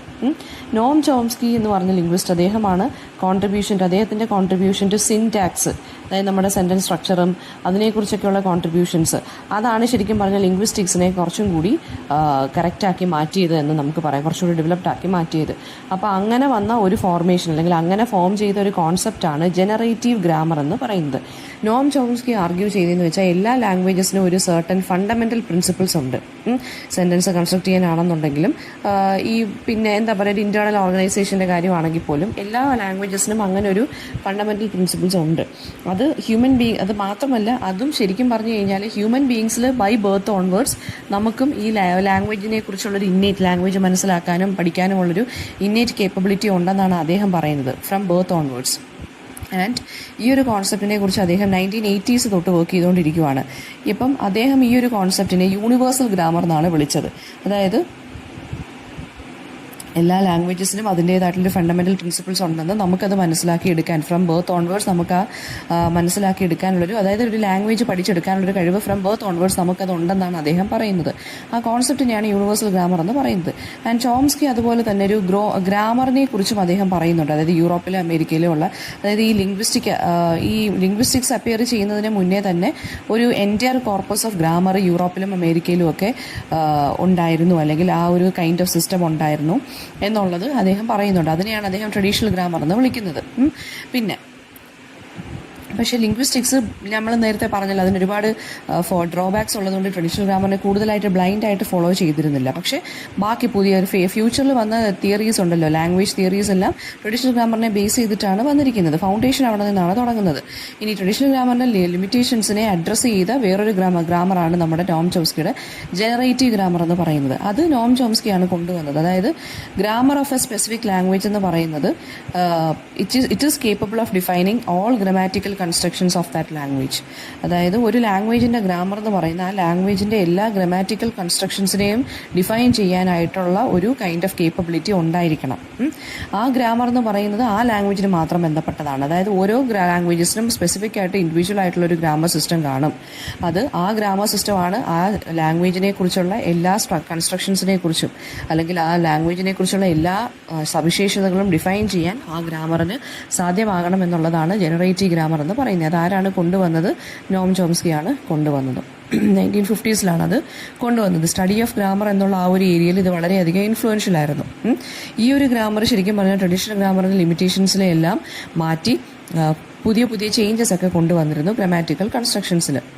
പിന്നെ ജനറേറ്റീവ് ഗ്രാമർ എന്താണ് അപ്ഹോൾഡ് ചെയ്യുന്നത്? ഹ്യൂമൻ ലാംഗ്വേജ് എന്ന് പറയുന്നത് കുറച്ച് ബേസിക് പ്രിൻസിപ്പിൾസ് ഉണ്ട്. ആ ബേസിക് പ്രിൻസിപ്പിൾസിനെയാണ് നമ്മൾ യൂണിവേഴ്സൽ ഗ്രാമർ എന്ന് പറയുന്നത്. ആൻഡ് ഈ ജനറേറ്റീവ് ഗ്രാമർ എന്ന് പറയുന്ന കുറച്ച് റൂൾസ് ഉണ്ട്. ആ റൂൾസ് എന്ന് പറയുന്നത് എന്തിനെ ഇൻഡിക്കേറ്റ് ചെയ്യുകയാണ്? ആ ലാംഗ്വേജിൻ്റെ സ്ട്രക്ചറിനെയാണ് ഇൻഡിക്കേറ്റ് ചെയ്യുന്നത്. ആ സ്ട്രക്ചർ അനുസരിച്ചാണ് നമുക്ക് ഗ്രാമർ ജനറേറ്റ് ചെയ്യാൻ സാധിക്കുന്നത് എന്നാണ് പറയുന്നത്. ഇനി ജനറേറ്റീവ് ഗ്രാമർ എന്ന് പറയുന്നത് ബോത്ത് പ്രിസ്ക്രിപ്റ്റീവ് ആൻഡ് ഡിസ്ക്രിപ്റ്റീവ് ഗ്രാമറിൽ നിന്ന് വ്യത്യാസമാണ് ജനറേറ്റീവ് ഗ്രാമർ. നമ്മൾ നേരത്തെ പഠിച്ചു പ്രിസ്ക്രിപ്റ്റീവ് ഗ്രാമർ എന്താണ്, ഡിസ്ക്രിപ്റ്റീവ് ഗ്രാമർ എന്താണെന്നുള്ളത്.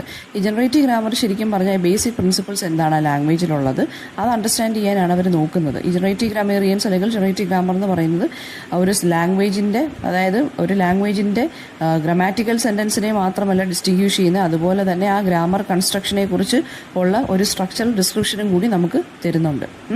പിന്നെ അതുപോലെ തന്നെ നോം ചോംസ്കി പുതിയ ഒരു കൈൻഡ് ഓഫ് ലിംഗ്വിസ്റ്റിക്സിൽ ഒരു പുതിയൊരു കൈൻഡ് ഓഫ് കോൺസെപ്റ്റും കൊണ്ടുവന്നിട്ടുണ്ട്. അതിനെയാണ് അദ്ദേഹത്തിൻ്റെ ട്രാൻസ്ഫർമേഷണൽ ജനറേറ്റീവ് ഗ്രാമർ എന്ന് പറയുന്നത്, TGG. അദ്ദേഹത്തിൻ്റെ വർക്കായിട്ടുള്ള സിൻറ്റാറ്റിക് സ്ട്രക്ചേഴ്സ് 1957 പബ്ലിഷ് ചെയ്തു. അതിനകത്താണ് ഈ ഒരു കോൺസെപ്റ്റിനെ കുറിച്ച് ഇൻട്രൊഡ്യൂസ് ചെയ്തത്. അതായത് ഗ്രാമർ എന്ന് പറയുന്നത് പ്രെഡിക്റ്റീവ് ആയിട്ടിരിക്കണം, ഗ്രാമർ പ്രെഡിക്റ്റീവ് ആകണം എന്നുള്ളതാണ് ഇദ്ദേഹത്തിൻ്റെ ഒരു ഇതെന്ന് പറയുന്നത്. പിന്നീട് അദ്ദേഹം 1965 വേറൊരു വർക്കും കൂടി പബ്ലിഷ് ചെയ്തു, aspects of the theory of syntax എന്ന് പറയുന്നത്. അപ്പോൾ രണ്ട് ഇമ്പോർട്ടൻറ്റ് ജനറേറ്റീവ് ഗ്രാമേഴ്സാണ് നോം ചോംസ്കി കൊണ്ടുവന്നിരിക്കുന്നത്. ഫ്രേസ് സ്ട്രക്ചർ ഗ്രാമർ അതായത് PSG-യും പിന്നെ TGG-യും ട്രാൻസ്ഫോർമേറ്റീവ് ജനറേറ്റീവ് ഗ്രാമറും. PSG എന്ന് പറയുമ്പോൾ എന്താണ്? അതിനകത്ത് കുറേ റൂൾസ് ആണുള്ളത്. അതിനെയാണ് ഫ്രേസ് സ്ട്രക്ചർ റൂൾസ് എന്ന് പറയുന്നത്. അപ്പോൾ അതിനെ റീറൈറ്റ് റൂൾസ് എന്ന് നമ്മൾ വിളിക്കാറുണ്ട്. അതായത് ഈ ലിംഗ്വിസ്റ്റിക് പഴയ നമ്മൾ നേരത്തെ നിലനിരുന്ന ലിംഗ്വിസ്റ്റിക് എലിമെൻസിനെയും കോൺസെപ്റ്റ്സിനെയൊക്കെ കുറച്ചും കൂടി റീജനറേറ്റ് ചെയ്യുന്ന അല്ലെങ്കിൽ പുതിയ പുതിയ കാര്യങ്ങൾ ജനറേറ്റ് ചെയ്യാൻ സാധ്യമാക്കിയത് ഈ PSG ആണ്, ഫ്രേസ് സ്ട്രക്ചർ ഗ്രാമറാണ്. അപ്പോൾ PSG-ക്കകത്ത് കുറേ റൂൾസ് ഉണ്ട്. അതിനെയാണ് നമ്മൾ ഫ്രേസ് സ്ട്രക്ചർ റൂൾസ് എന്ന് പറയുന്നത് ഞാൻ പറഞ്ഞു. അപ്പോൾ ഒരു ഫ്രേസ് സ്ട്രക്ചർ റൂൾസ് എന്ന് വെച്ച് കഴിഞ്ഞാൽ എന്താണ് ശരിക്കും പറഞ്ഞു കഴിഞ്ഞാൽ ഈ ഇംഗ്ലീഷിലുള്ള ബേസിക് സെൻറ്റൻസസുകൾ എങ്ങനെ നമ്മൾ ഫ്രെയിം വർക്ക് ചെയ്യണം അല്ലെങ്കിൽ എങ്ങനെ നമുക്ക് ജനറേറ്റ് ചെയ്യാൻ സാധിക്കും, അതിൻ്റെ ഒരു എന്താ പറയുക ഒരു ടോട്ടലായിട്ടുള്ളൊരു സിസ്റ്റം എന്താണ്, ഒരു ഫ്രെയിം വർക്ക് എന്താണ്, അതാണ് ഫ്രേസ് സ്ട്രക്ചർ റൂൾസ് പറയുന്നത്. ഇപ്പോൾ ഫ്രേസ് സ്ട്രക്ചർ റൂൾസ് നമുക്ക് ഒരുപാട് റൂൾസ് ഉണ്ട്. അതായത് ഒരു പല രീതിയിൽ നമുക്കത് എഴുതാൻ സാധിക്കും. ഫോർ എക്സാമ്പിൾ നമ്മൾ ഈ ഫ്രേസ് സ്ട്രക്ചർ റൂൾസിനനുസരിച്ച് ഒരു സെൻറ്റൻസിനെ നമ്മൾ കറക്റ്റായിട്ട് എഴുതുവാണെന്നുണ്ടെങ്കിൽ അതിൻ്റെ സെൻറ്റൻസിൻ്റെ ഒരു ഫ്രെയിം വർക്ക് എഴുതുവാണെന്നുണ്ടെങ്കിൽ the symbol to the left of the arrow എന്ന് പറയുന്നത് it is replaced by the expanded form written to the right of the arrow. For example സബ്ജക്റ്റിന് നമ്മൾ യെസ് എന്ന് എഴുതുന്നു, ബ്രാക്കറ്റിൽ സബ്ജക്റ്റ് എന്ന് എഴുതുന്നു, റൈറ്റിലോട്ടൊരു ആരോ നമ്മൾ ഫോളോ ചെയ്യുന്നുണ്ട്. അത് കഴിഞ്ഞിട്ട് നൗൺ ഫ്രേസ് അതായത് NP + VP അതായത് വേർബ് ഫ്രേസ്. ഈ സിമ്പിൾസ് ഉണ്ടല്ലോ അതിനെയാണ് നമ്മൾ നോഡുകളെന്ന് പറയുന്നത്. അതായത് എസ് NP അതെല്ലാം നമുക്ക് എക്സ്പാൻഡ് ചെയ്യാൻ സാധിക്കുന്നതാണ്. അതായത് ഒരു ലെഫ്റ്റ് ആരോ വെച്ചിട്ട് നമ്മൾ സാധാരണ എങ്ങനെ അതായത് നമ്മൾ ഒരു സിമ്പൽ വെച്ചിട്ട് അതിൻ്റെ എക്സ്പ്ലനേഷൻ നമ്മൾ റൈറ്റ് ആരോ കൊടുത്തിട്ടാണ് അത് നമ്മൾ എക്സ്പ്ലെയിൻ ചെയ്തേക്കുന്നത്. അതാണ് ഇവിടെ പറഞ്ഞിരിക്കുന്നത്. അപ്പോൾ ഈ സിമ്പിൾസ് ഷോർട്ട് ഫോംസ് എന്ന് പറയുന്ന എല്ലാം നോഡുകളെന്നാണ് നമ്മൾ വിളിക്കുന്നത്. അതിനെ നമുക്ക് എക്സ്പാൻഡ് ചെയ്യാൻ സാധിക്കും. ഓരോ നോഡും അതിനൊരു ബ്രാഞ്ച് കാണും. അതിനെയാണ് നമ്മൾ ബ്രാഞ്ചിങ് നോഡെന്ന് വിളിക്കുന്നത്. ആൻഡ് ബ്രാഞ്ചുകളില്ലാത്ത നോഡുകളെയാണ് നമ്മൾ നോൺ ബ്രാഞ്ചിങ് നോഡെന്ന് വിളിക്കുന്നത്. ഓക്കെ, പിന്നെ നെക്സ്റ്റ് വൺ എന്ന് പറയുന്നത് നമ്മൾ പറഞ്ഞല്ലോ നേരത്തെ IC അനാലിസിസിൽ ഏറ്റവും ലാസ്റ്റ് വരുന്ന യൂണിറ്റിനെ നമ്മൾ അൾട്ടിമേറ്റ് കോൺസ്റ്റിറ്റ്യുവൻസ് എന്ന് വിളിക്കുന്നത്. അതുപോലെ തന്നെ ഇതിനകത്തും നമ്മൾ ഏറ്റവും ഫൈനലായിട്ട് വരുന്ന സ്ട്രിങ്ങിനെ നമ്മൾ എന്തെന്നാണ് വിളിക്കുന്നത്? ടെർമിനൽ സ്ട്രിങ് എന്നാണ് വിളിക്കുന്നത്. പിന്നെ ഒരു സെൻറ്റൻസിൻ്റെ സ്ട്രക്ചറിനെ കുറിച്ചുള്ള ഇൻഫർമേഷൻ നമുക്ക് ഈ ഫ്രേസ് സ്ട്രക്ചർ റൂൾസ് വെച്ചിട്ട് അല്ലെങ്കിൽ നമുക്ക് മനസ്സിലാക്കാൻ സാധിക്കും. അതുപോലെ തന്നെ പുതിയ പുതിയ സെൻറ്റൻസുകളെ നമുക്ക് ജനറേറ്റ് ചെയ്യാൻ സാധിക്കും. പിന്നെ ഫ്രേസ് സ്ട്രക്ചർ ഗ്രാമറിന് കുറച്ച് ഡ്രോബാക്സ് ഉണ്ട്. അതായത് ഈ ലാംഗ്വേജിൻ്റെ നേറ്റീവായിട്ടുള്ള കൺസ്ട്രക്ഷൻസ് ഉണ്ടല്ലോ, അതിനെക്കുറിച്ച് കൂടുതൽ ഇൻഫർമേഷൻസ് ഒന്നും അതിന് പറയാൻ സാധിക്കില്ല. അതുപോലെ തന്നെ ഈ സെൻറ്റൻസുകളിനകത്ത് വരുന്ന കൺഫ്യൂസിങ് ആയിട്ടുള്ള സെൻറ്റൻസുകൾ വരുന്നുണ്ടെങ്കിൽ പിന്നെന്താ പറയുക, PSG അവിടെ ഫെയിൽ ആവുകയാണ് ചെയ്യുന്നത്. ആൻഡ് ഓൾസോ പിന്നെന്താണ് ഈ സിനണിംസ് അണ്ടർസ്റ്റാൻഡ് ചെയ്യാൻ, സിനണിംസ് ഉള്ളത് നമ്മൾ ഒരേ മീനിങ് വരുന്ന വാക്കുകളുണ്ടല്ലോ, അപ്പോൾ ആ വാക്കുകളെ ഒന്ന് മനസ്സിലാക്കിയെടുക്കാൻ നമുക്ക് ഫ്രേസ് സ്ട്രക്ചർ റൂൾസ് വെച്ച് പറ്റുകയില്ല. അതുപോലെ തന്നെ ആക്റ്റീവ്, പാസീവ്, പോസിറ്റീവ്, നെഗറ്റീവ് സെൻറ്റൻസുകളെയൊന്നും അതിന് തമ്മിലുള്ള റിലേഷൻഷിപ്പിനെയൊന്നും ഈ ഫ്രേസ് സ്ട്രക്ചർ റൂൾസ് വെച്ച് നമുക്ക് എക്സ്പ്ലെയിൻ ചെയ്യാൻ സാധിക്കില്ല. അതുപോലെ തന്നെ സെൻറ്റൻസുകളിൽ ഉണ്ടാകുന്ന സ്റ്റൈലിസ്റ്റിക് വേരിയേഷൻസ് ഉണ്ടല്ലോ, അതൊന്നും നമുക്ക് മനസ്സിലാക്കാൻ സാധിക്കുകയില്ല. ഇനി അടുത്തതെന്ന് വെച്ച് കഴിഞ്ഞാൽ ട്രാൻസ്ഫർമേഷണൽ ജനറേറ്റീവ് ഗ്രാമർ. നമ്മൾ PSG നോക്കി, അടുത്തത് TGG ആണ്. അപ്പോൾ TGGക്കകത്ത് വരുന്നതെന്ന് വെച്ച് കഴിഞ്ഞാൽ ട്രാൻസ്ഫർമേഷൻ ജനറേറ്റീവ് ഗ്രാമർ അല്ലെങ്കിൽ ട്രാൻസ്ഫർമേഷണൽ റൂൾസ് കാണിക്കുന്നതെന്ന് വെച്ച് കഴിഞ്ഞാൽ ഒരു സ്ട്രക്ചറിൽ നിന്ന് നമ്മൾ മറ്റൊരു സ്ട്രക്ചറിലോട്ട് പോകുമ്പോൾ എന്തൊക്കെ കാര്യങ്ങൾ ഡിലീറ്റഡ് ആയി മാറുന്നു, ഇൻസേർട്ട് ചെയ്യുന്നു, എന്തൊക്കെ കാര്യങ്ങൾ നമ്മൾ റീപ്ലേസ് ചെയ്യുന്നു. ഓക്കെ, അതാണ് TGG എന്ന് പറയുന്നത്. സെൻറ്റൻസുകൾ തമ്മിലുള്ള ഇൻ്റർ റിലേറ്റഡ്നെസ്സിനെയാണ് TGG കാണിക്കുന്നത്. അതായത് PSG TGG നമ്മൾ കമ്പയർ ചെയ്താൽ TGG ആയിരിക്കും കുറച്ചും കൂടി മുന്നിട്ട് നിൽക്കുന്നത്. ബിക്കോസ് അത് സെൻറ്റൻസുകൾ തമ്മിലുള്ള ഇൻ്റർ റിലേറ്റഡ്നെസ്സിനെ കാണിക്കുന്നു. പിന്നെ TG ഗ്രാമറിനകത്ത് എന്തൊക്കെയാണ് ഉള്ളത്? സിൻറ്റാക്റ്റിക്കൽ, സെമാൻറ്റിക്കൽ ആൻഡ് ഫൊണോളജിക്കൽ എന്നുള്ള 3 കമ്പോണൻസ് ഉണ്ട്.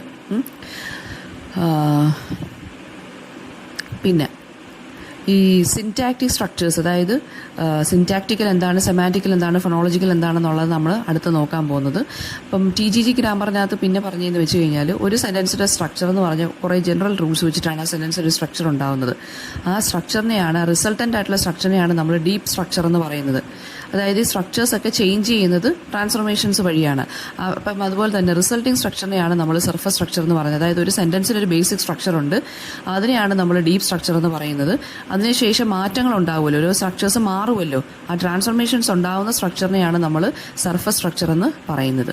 ഓക്കെ, അപ്പോൾ TG ഗ്രാമർ പറയുന്നതെന്ന് വെച്ച് കഴിഞ്ഞാൽ ഒരു സെൻറ്റൻസിൽ more than 1 level of structure കാണും എന്നാണ് പറയുന്നത്. പിന്നെ അപ്പം ഈ ലിംഗ്വിസ്റ്റുകൾ പഠിക്കുന്നത് ഏത് സെൻറ്റൻസ് സ്ട്രക്ചറിനെ ആയിരിക്കും? അതായത് ലിംഗ്വിസ്റ്റുകൾ പഠിക്കുന്നത് വെച്ചാൽ ഡീപ്പ് സ്ട്രക്ചറിനെ ആയിരിക്കും എപ്പോഴും പഠിക്കുന്നത്. ആ ഡീപ്പ് സ്ട്രക്ചറിനകത്താണ് ബേസിക് യൂണിറ്റ്സും ഉണ്ടായിരിക്കുന്നത്. അപ്പോൾ ഡീപ്പ് സ്ട്രക്ചർ എന്ന് വെച്ച് കഴിഞ്ഞാൽ എന്താണ്? ഒരു സെൻറ്റൻസിൻ്റെ ബേസിക് സ്ട്രക്ചർ, അതാണ് ഡീപ്പ് സ്ട്രക്ചർ എന്ന് പറയുന്നത്. മാറ്റങ്ങൾ ഉണ്ടാകുമ്പോൾ, ഒരു സെൻറ്റൻസിന് ഒരുപാട് മാറ്റങ്ങൾ ഉണ്ടാകുമ്പോൾ, വേരിയേഷൻസ് ഒരുപാട് ഉണ്ടാകുമല്ലോ സ്ട്രക്ചറിൽ, ആ മാറ്റങ്ങൾ കൊണ്ട് വരുന്ന സ്ട്രക്ചറിനെയാണ് നമ്മൾ എന്തെന്ന് പറയുന്നത്? സർഫസ് സ്ട്രക്ചർ എന്ന് പറയുന്നത്. അപ്പോൾ ലിംഗ്വിസ്റ്റുകൾ പഠിക്കുന്ന ശരിക്കും പറഞ്ഞാൽ ബേസിക് ലെവലിലല്ലേ പഠിക്കുന്നത്. അപ്പം ഡീപ്പ് സ്ട്രക്ചറിനെ കുറിച്ചാണ് ലിംഗ്വിസ്റ്റുകൾ പഠിക്കുന്നത്. കാരണം ആ സെൻറ്റൻസിലാണ് ബേസിക് യൂണിറ്റ്സ് ഉണ്ടാകുന്നത്, അല്ലെങ്കിൽ മീനിങ്സ് ഒക്കെ ഉണ്ടാകുന്നത്. അപ്പോൾ കോൺസെപ്റ്റുകൾ, തോട്ടുകൾ, ഐഡിയാസ് ഒക്കെ എന്ന് വെച്ച് കഴിഞ്ഞാൽ ഡീപ്പ് സ്ട്രക്ചറിലാണ് ഉള്ളത്. ഓക്കെ, പിന്നെ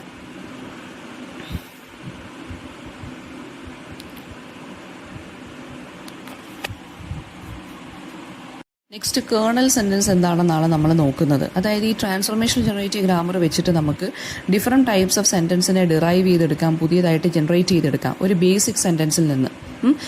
അതിനെയാണ് കേർണൽ സെൻറ്റൻസ് എന്ന് പറയുന്നത്. അതായത് ഒരു ബേസിക് സെൻറ്റൻസിൽ നിന്ന് നമ്മൾ പുതിയ പുതിയ ഡിഫറെൻറ്റ് ടൈപ്സ് ഓഫ് സെൻറ്റൻസസ് എങ്ങനെ ജനറേറ്റ് ചെയ്തെടുക്കുന്നു അല്ലെങ്കിൽ ഡിറൈവ് ചെയ്തെടുക്കുന്നു, അങ്ങനത്തുള്ള ടൈപ്പ് ഓഫ് സെൻറ്റൻസുകളെയാണ് കേർണൽ സെൻറ്റൻസസ് എന്ന് പറയുന്നത്. ഓക്കെ, അത് നമുക്ക് ട്രാൻസ്ഫോർമേഷൻ റൂൾസ് വെച്ച്, ട്രാൻസ്ഫോർമേഷൻ ജനറേറ്റീവ് ഗ്രാമറിൻ്റെ റൂൾസ് വെച്ചിട്ട് നമുക്ക് അപ്ലൈ ചെയ്തിട്ട് നമുക്ക് കേർണൽ സെൻറ്റൻസുകളെ നമുക്ക് ഉണ്ടാക്കിയെടുക്കാൻ സാധിക്കും എന്നാണ് പറയുന്നത്. കേർണൽ സെൻറ്റൻസസ് എന്ന് വെച്ചാൽ സിമ്പിൾ അല്ലെങ്കിൽ ആക്റ്റീവ് ആയിട്ടുള്ള സെൻറ്റൻസുകൾ, അതാണ് കേർണൽ സെൻറ്റൻസസ് എന്ന് പറയുന്നത്. പിന്നെ sentences derived from kernel forms, അതിനെയാണ് നമ്മൾ നോൺ കേർണൽ സെൻറ്റൻസുകൾ എന്ന് വിളിക്കുന്നത്. ഓക്കെ, അതായത് ഇൻട്രോഗേറ്റീവ് ക്വസ്റ്റ്യനിങ് സെൻറ്റൻസുകൾ, നെഗറ്റീവ് ക്വസ്റ്റ്യൻ സെൻറ്റൻസുകൾ, പാസീവ് സെൻറ്റൻസ്, പിന്നെ ഈ കോംപ്ലക്സ് കോമ്പൗണ്ട് സെൻറ്റൻസുകളുണ്ടല്ലോ, അതിനെയൊക്കെ നമുക്ക് നോൺ കേർണൽ സെൻറ്റൻസുകളായിട്ട് നമുക്ക് ട്രാൻസ്ഫോം ചെയ്തെടുക്കാൻ മാറ്റാൻ പറ്റും.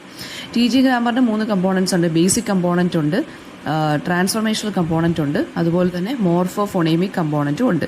ആദ്യത്തതും മൂന്നാമത്തതും കമ്പോണൻസ് എന്ന് പറയുന്നതെല്ലാം ഒബ്ലിഗേറ്ററി ആണ്, അതായത് മാൻഡേറ്ററി ആണ്. പിന്നെ ട്രാൻസ്ഫോർമേഷണൽ കമ്പോണൻ്റ് എന്ന് പറയുന്നത് ഓപ്ഷണലാണ്. സോ ഒരു കേർണൽ സെൻറ്റൻസിൽ ട്രാൻസ്ഫോർമേഷൻ ഇൻവോൾവ് ആകണം എന്നില്ല. ഓക്കെ, പിന്നെ 5 ട്രാൻസ്ഫോർമേഷണൽ റൂൾസ് ആണ് ഉള്ളത്. ഇൻട്രോഗേറ്റീവ് റൂളുണ്ട്, അഫിക്സ് സ്വിച്ച് റൂളുണ്ട്, ഡു സപ്പോർട്ട് റൂളുണ്ട്, നെഗേഷൻ റൂളുണ്ട്, പാസിവേഷൻ റൂളുണ്ട്. അപ്പോൾ ഇതൊക്കെ ഇതെന്ന് വെച്ചാൽ ഇതിനകത്ത് പറഞ്ഞു പോയിരിക്കുന്നതാണ്. ഇതൊക്കെ 1 മാർക്ക് ക്വസ്റ്റൻ ആയിട്ട് പറയാം. എത്ര കൈൻഡ് ഓഫ് ട്രാൻസ്ഫോർമേഷണൽ റൂളുണ്ട്. അപ്പോൾ 3 കമ്പോണൻസ് ഉണ്ടെന്ന് പറഞ്ഞില്ലേ, ബേസിക് കമ്പോണൻറ്റ്, പിന്നെ ട്രാൻസ്ഫോർമേഷണൽ കമ്പോണൻറ്റ്, മോർഫോഫോണേമിക് കമ്പോണൻറ്റ്. ഇതിനകത്ത് ആദ്യത്തതും മൂന്നാമത്തതുമാണ് നമുക്ക് ഇമ്പോർട്ടൻ്റ് ആയിട്ട് പറഞ്ഞിരിക്കുന്നത്. അതിനകത്ത് ട്രാൻസ്ഫോർമേഷണൽ കമ്പോണൻറ്റ് വളരെ ഓപ്ഷണലാണ്, അത് ചോയ്സ് ബേസ്ഡ് ആണ്. പിന്നെ അപ്പോൾ കേർണൽ സെൻറ്റൻസുകളിൽ പുതിയ ട്രാൻസ്ഫോർമേഷൻ ഒന്നും ഹാപ്പൻ ചെയ്യുന്നില്ല. പിന്നെ ഈ ട്രാൻസ്ഫോർമേഷണൽ റൂൾസ് വെച്ചിട്ടാണെന്നുണ്ടെങ്കിൽ 5 എണ്ണമാണുള്ളത്.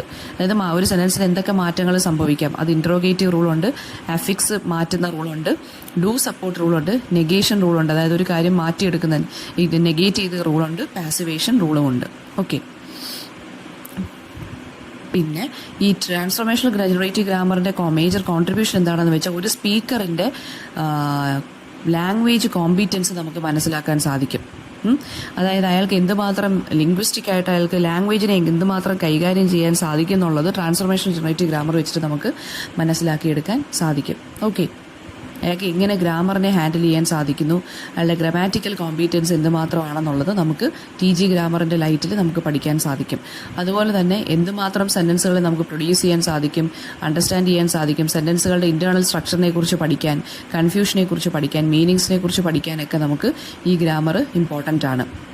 അതുപോലെ തന്നെ ഒരു സെൻറ്റൻസ് എപ്പോഴാണ് അൺഗ്രാമാറ്റിക്കലായിട്ട് മാറുന്നത്, എന്തുകൊണ്ട് മാറുന്നു എന്നുള്ളതൊക്കെ നമുക്ക് TG ഗ്രാമർ വഴി അറിയാൻ സാധിക്കും. ഓക്കെ. അപ്പോൾ TG ഗ്രാമറാണ് ശരിക്കും പറഞ്ഞാൽ one of the most complicated അല്ലെങ്കിൽ എഫക്റ്റീവ് ഗ്രാമർ എന്ന് നമുക്ക് പറയാൻ സാധിക്കുന്നത്. പക്ഷേ അതിനും എന്തൊക്കെ ഉണ്ടെന്നാണ് പറഞ്ഞേക്കുന്നത്, ലിമിറ്റേഷൻസ് ഒക്കെ ഉണ്ടെന്നാണ് പറഞ്ഞേക്കുന്നത്.